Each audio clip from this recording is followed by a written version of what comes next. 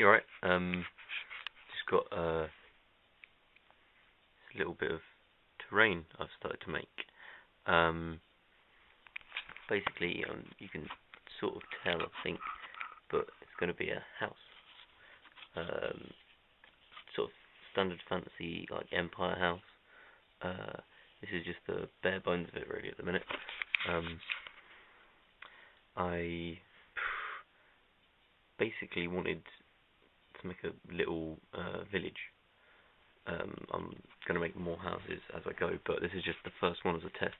And just to give you an idea of scale, this is an Empire swordsman, so I think that the door is a fairly good height. There are 28mm models, and the 28mm goes to the eyes. That's how high up the scale is. Let me get a better model. Yeah, one you can see. Yeah, that's how high up the scale is to the eyes. And so I made the doors 35mm high. So these are just outlines really at the moment. And I used just a sheet of paper just to map it out and everything.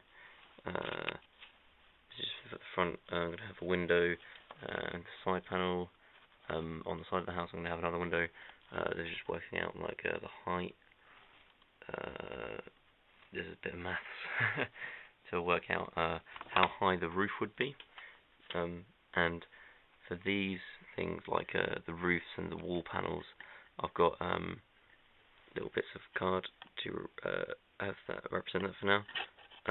Oops, I kind of have to do with one hand. Yeah, so you get a rough idea of how tall the house will be in the end. And this is made out of this cardboard. I've got this will be the front. I'll cut some holes in it to for the door and the window and everything. So yeah, but these are just bits of card, and I got them from the Warhammer boxes. You see, like you just get the box and fold it out, and then cut it into all its individual pieces, which well, I think it works really well. It's fairly flexible stuff, and I think it's got enough strength to hold together. So basically, just to begin with, I've just got a basic cube frame. It's just blue tacked together at the minute. I haven't even done anything, but I thought I'd make a video of it. The wood I've used didn't come like this in strips and everything. I actually used these. It's a part from an old chair. There were a few chairs being thrown away, and for some reason I kept one of the bits of wood from it. And so what we do is you use a small saw to cut it to the length you want. So if you're doing a front piece for these beams, then you'd cut it along there, and then once you've done that, you split it down the middle. I split it along the lines, so you end up with a like a, I think I've got one. Yeah, you end up with this sort of thing, with like a half piece. They really, it's hard to get them to come out straight and even, but it's an old style of medieval house, so the beams are always a bit jagged and uneven, and it makes them look better.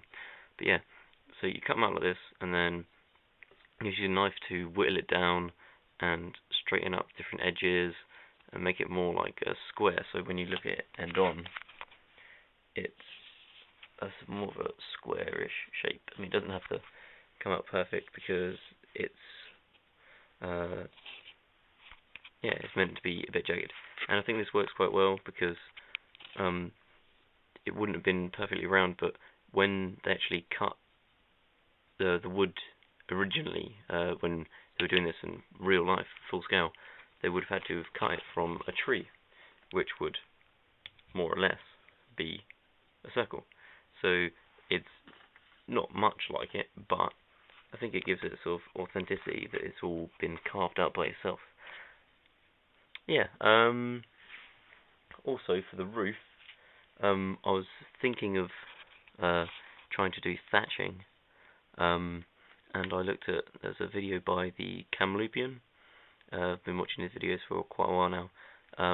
But I don't know, I didn't really like the effect of it. It was good, but I didn't think that thatch would be what I want for this first building. So what I've done is I've chopped up more bits of this card, just like leftovers when I was cutting out these wall sections, and I cut them into little roof tiles. And you obviously use the grey side, but yeah, little roof tiles, and using one of the plastic bits from a Warhammer blister pack. Just really handy, these things. I mean, I use them to do all sorts, like keep bases in them, like spare bases. Keeps them, because you know when you try and pick up a base and it's all, you can't get it off the table. It all just you can't get your fingers underneath it. So I just use the blister pack, gives the base. Yeah, and just got a little piece of paper telling me how many I've done. I've done about 30. I think I worked out it needs to be at least like 200 to cover this roof shape. But I think it'll be worth it in the end. Yeah, so that's just a basic rundown of different materials I've used and sort of a scale of it and everything. Hopefully it should come out pretty good. Yeah, I mean, and for the wall panels, because they're really just completely flat and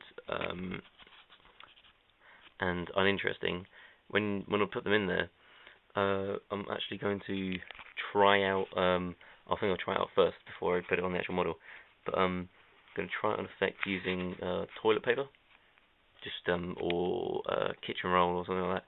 I think I'll use toilet paper because I've got loads of it, where you just glue it on and then rip it off, like you'll actually glue it onto the panels and pull it off with your fingers, and it will give it a, with like PVA glue and the toilet paper, it will give it a sort of fibrous quality. And then when I paint it, I'll paint it like slightly yellowed, so it's like a sort of plaster effect, but like a rough plaster. That's the way I'm thinking of doing it at the moment. So, I'll have some more videos up of this thing soon. Basically, I just want to give an intro to it and just different ideas I had about it. So yeah, let me know what you think. It doesn't look, it's not much to look at the moment, but yeah, I'll keep building it and update you when it looks a bit better. Thanks for watching. Cheers, guys.